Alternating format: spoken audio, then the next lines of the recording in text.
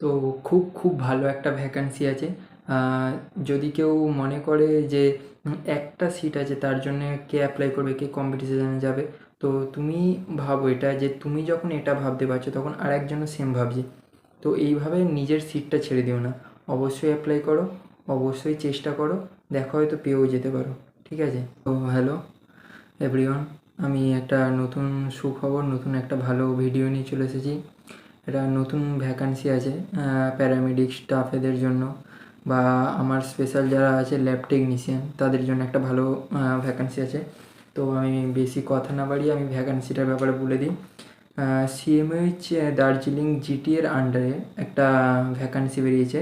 এর অফিসিয়াল নোটিশটা তোমরা ডাব্লিউবিএল হেলথ অফিসিয়াল ওয়েবসাইটে পেয়ে যাবে কিন্তু। ঠিক আছে? একটা 24 পেজের পিডিএফ আছে।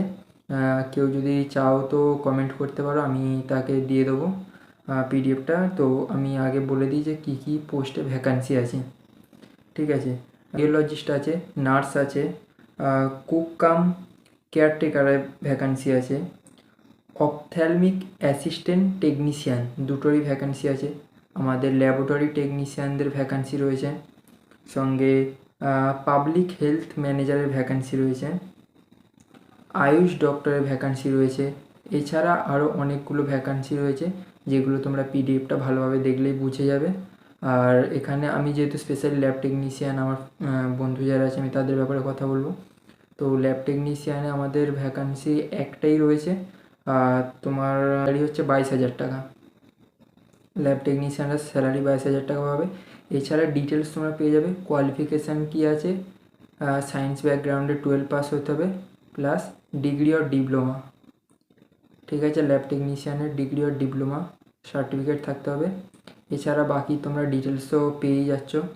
আর ডেট কবে থেকে শুরু, ডেট কবে শেষ সেটাও আমি বলে দিই।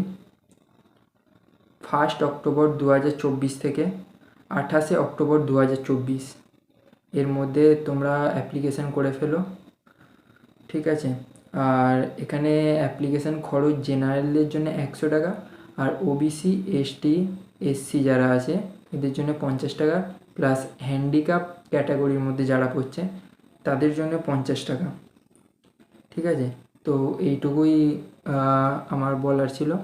আর এছাড়া কারো কিছু যদি পিডিএফে বুঝতে অসুবিধা হয় বা কেউ কিছু যদি ডিটেলসে জানতে চাও অবশ্যই কমেন্ট করো, আমি তাদের হেল্প করার জন্য অবশ্যই আছি। তো থ্যাংক ইউ। আর ভালো লাগলে অবশ্যই একটা লাইক দিও।